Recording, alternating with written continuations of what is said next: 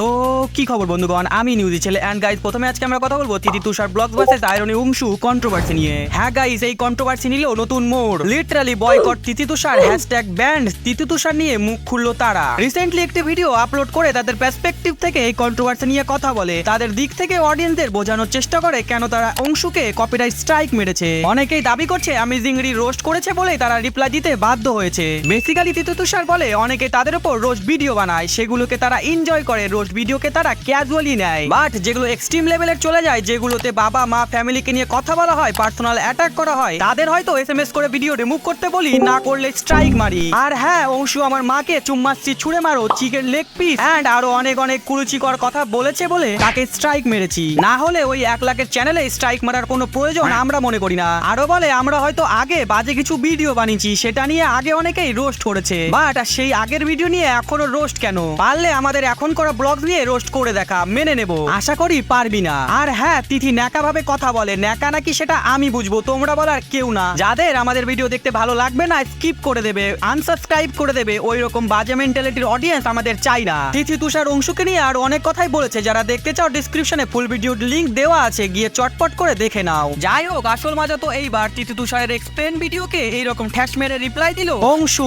Literally রিপ্লাইয়ের মধ্যে roast করে ফেলে তাদেরকে এন্ড বলে চুম্মাশ্রী তো কোনো বাজে কথা নয়, বরং তোরা তো তোদের মাকে হাতি বলে অপমান করিস, কন্টেন্টের জন্য কাটাস, এমনকি বলিস তোমাকে আমার মা বলতেও লজ্জা লাগে। বারে বাহ, লিটারালি তোদের মায়ের লেগ পিস পছন্দ সেটা বলাই অন্যায়, কিন্তু তোরা হাতি বলে কাদাস। তোমরা নিজের স্বার্থে একজন রোস্টারের সাথে ঘুরে বেড়াও, কিন্তু নিজের ওপরে রোস্ট আসলে নিতে পারো না। আসল কথা বলো না, তোমাকে নেকি বলেছি বলে গায়ে ফুসকা পড়েছে, সেই জন্য 3টে ভিডিও উড়িয়ে দিয়েছো।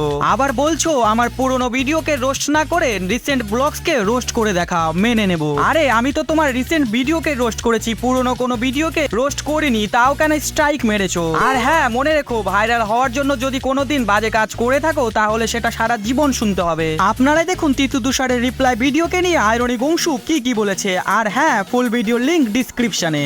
এটাতে একটা কেস করে দেওয়া যাবে, স্ট্রাইকটাও তুলবো না।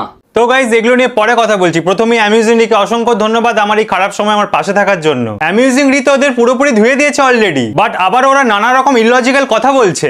চলো দেখে নেওয়া যাক ওরা আমার নামে কি বলছে।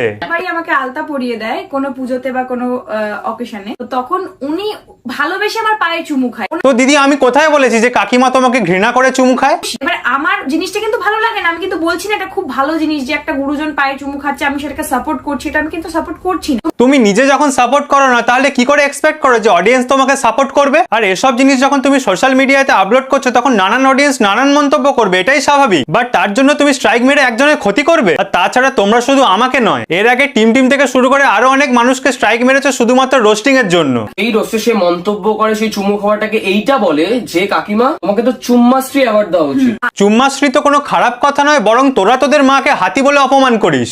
তোমাদেরকে হাতি লাগছিল পুরো, শুধুমাত্র কন্টেন্টের জন্য তোরা তোদের মাকে কাঁদাস। কন্টেন্টের জন্য নিজের মাকে কাঁদাচ্ছিস কেন? আমার না তোমাকে মা বলতে লজ্জা করছে। বাহ রে বাহ, দারুণ। সদ্যজাত জন্মানো বাচ্চাকে তার মা চুমু খায় পায়ে, তাহলে আমি তাকে গিয়ে বলবো কাকিমা তোমার তো চুম্মাশ্রী অ্যাওয়ার্ড পাও।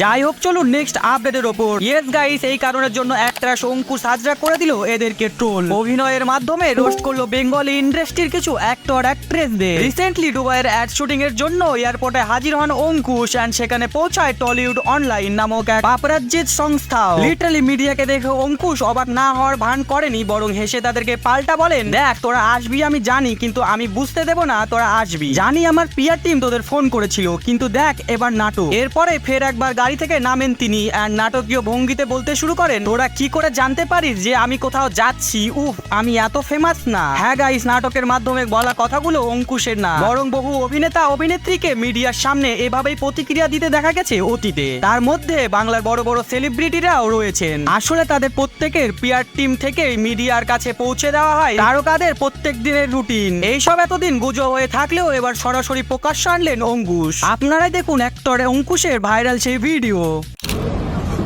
হ্যালো দাদা, কেমন আছো? দেখ তোরা আসবি আমি জানি, কিন্তু আমি বুঝতে দেবো না তোরা আসবি আমি জানতাম, ঠিক আছে? আমার পিআর টিভি তোকে ফোন করেছে, সত্যি কথা বল, মিথ্যা কথা বলবি? একদম। হ্যাঁ একদম। এবার দেখ নাটক, দেখ অ্যাকশন বল। অ্যাকশন।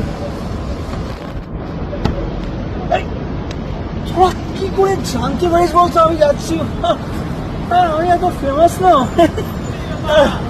এই যে সবাই শুভেচ্ছা অনেক অনেক, ঠিক আছে? সি ইউ হ্যাপি জার্নি দাদা। Thank you. চলুন নেক্সট আপডেটের ওপর এইবার কথা বলবো তিলোত্তমাদের গল্প নামের এক শর্ট ফিল্ম নিয়ে তৈরি হওয়া কন্ট্রোভার্সি নিয়ে। ইয়েস গাইস, এই কারণের জন্য আগমনী তিলোত্তমাদের গল্প শর্ট ফিল্মকে বয়কট করার দাবি উঠেছে সোশ্যাল মিডিয়ায়। মহালয়ার দিন আরজিকর কাণ্ডকে নিয়ে আসছে আগমনী তিলোত্তমাদের গল্প, অ্যান্ড এই ছবির পোস্টার প্রকাশ্যে আসতেই সোশ্যাল মিডিয়া জুড়ে বইছে বয়কটের ঝড়। এই শর্ট ফিল্মের মুখ্য ভূমিকায় দেখা যাবে তৃণমূল কংগ্রেসের যুবনেত্রী রাজকন্যা হালদারকে, এবং পরিচালক করেছেন তৃণমূলের আর এক নেতা প্রান্তিক চক্রবর্তী।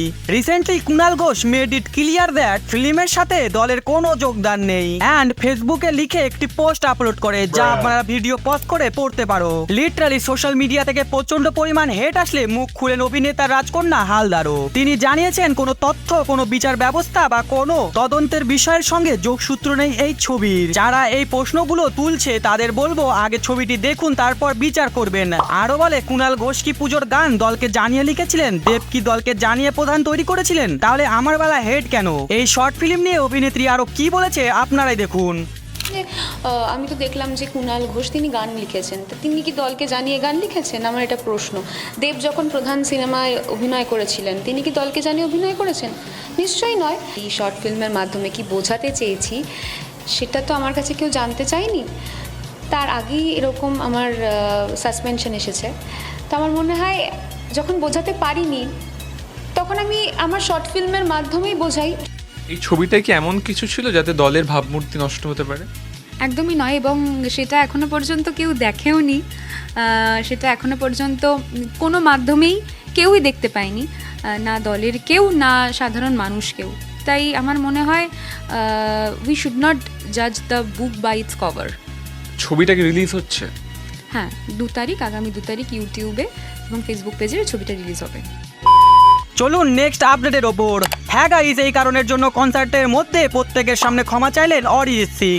কনসার্টের মধ্যেই হাত জোড় করলেন অরিজিৎ। রিসেন্টলি গায়ক এখন ইউকে ট্যুর নিয়ে ব্যস্ত, অ্যান্ড ওইখানেই করছে ইন্টারন্যাশনাল লেভেলের কনসার্ট, অ্যান্ড সেই কনসার্টের ভিডিও প্রচুর পরিমাণে ভাইরাল হচ্ছে সোশ্যাল মিডিয়ায়। লিটারালি অরিজিৎ যখন পারফরমেন্স দিতে পুরোপুরি ব্যস্ত, যখন মন খুলে গান শোনাচ্ছেন লক্ষ লক্ষ দর্শককে, ঠিক তখনই দেখা যায় মঞ্চের শিল্পীর দিকে এগিয়ে আসছেন এক মহিলা অনুগামী, অ্যান্ড মহিলাটি মঞ্চের একদম কাছে চলে আসতে তাকে আটকে দেন সেখানকার কর্মরত বডিগার্ড। তখন ওই মহিলা খোলাসা করে বলে যে অরিজিৎ নিজেই তাদেরকে ডাকছেন। তার সত্ত্বেও নিরাপত্তা রক্ষী ওই মহিলাকে রীতিমতো ঘাড় ধাক্কা দিয়ে সরিয়ে দেন। ইয়েস গাইস, এই পরিস্থিতিতে মঞ্চের একবারে সামনে এসে হস্তক্ষেপ করলেন অরিজিৎ। গোটা বিষয়টা একদম নজরে এড়ায়নি তার। নিজের গলায় সকলকে উদ্দেশ্য করে চেঁচিয়ে বলেন, এবং ওই ভদ্র মহিলার কাছে বারবার ক্ষমা চেয়ে নেন অরিজিৎ। তাকে আরো বলতে শোনা যায়, আমি অত্যন্ত দুঃখিত ম্যাম, যদি আমি ওইখানে থাকতে পারতাম আপনাকে রক্ষা করার জন্য, তাহলে আপনাকে ধাক্কা দেওয়ার সাহস পেত না, কিন্তু আমি তা পারিনি। আপনারাই দেখুন অরিজিতের সেই ভাইরাল ভিডিও।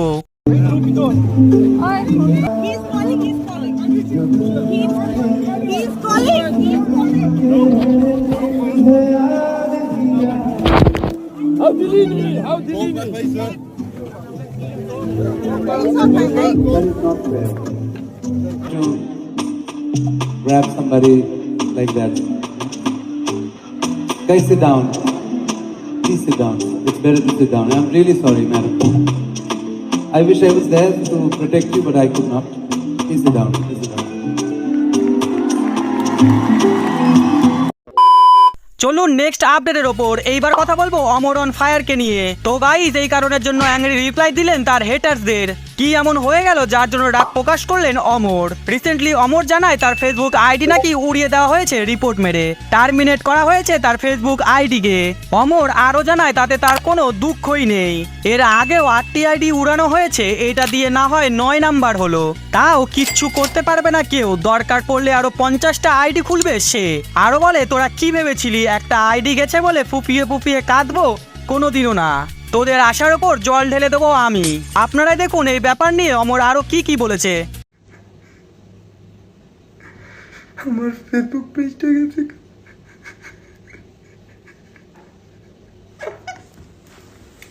এই জিনিসটা আমি খালি ওই সব মানুষটা এলাম যারা ভাবতেছিল আজকে আমার চেহারাটা হইব ঠিক এইরকম, যারা ভাবছিলাম একেবারে কাইন্দা কুইন্দা মরে যাবো।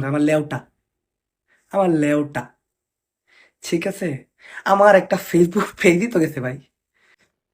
এর আগে আরো 8টা ফেসবুক পেজ গেছে, 8টা। 9 বারের বেলা এটাও গেল, আর একটা খুঁজি, 10 বারের বেলা এটাও যাক্কা। তারপর আমি আবার আমাকে আটকানো আপনার সাধ্যের বাইরে, ঠিক আছে? কিছু মানুষ ভাবছিল লাইক আমি আমার স্টোরিটা বলি। আমার ফেসবুক পেজটা মানে অর্ডিনারি ওমর, যেটা দিয়ে আমি রেগুলার রিলস ছাড়ি, ভিডিও ছাড়ি। আপনারা যারা আমার ফেসবুকে দেখতে পান, আজকে থেকে আর দেখতে পারবেন না, সকাল থেকে দেখতেই পারতেছেন না। ওই ফেসবুক পেজটা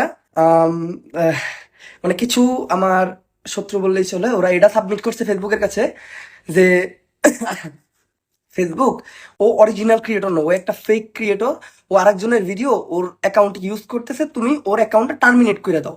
এইটা রিপোর্টটা কারা মারছে আমি শেষে যেয়ে বলতেছি। হ্যাঁ, ওরা রিপোর্ট মাইরা আমার পেজ গেছে, ওরা ভাবছিল যে হয়তো আমি আজকে একেবারে কুইন দেয়া মরে যাবো, আমার লেউটা। তো চলো গাইজ, আজকের মতন এইটুকুই। বাকি যদি ভিডিও ভালো লাগে লাইক করে দিও, চ্যানেলে নতুন হলে সাবস্ক্রাইব করে দাও। তোমাদের ভালোবাসা আমার প্রচুর পরিমাণে প্রয়োজন।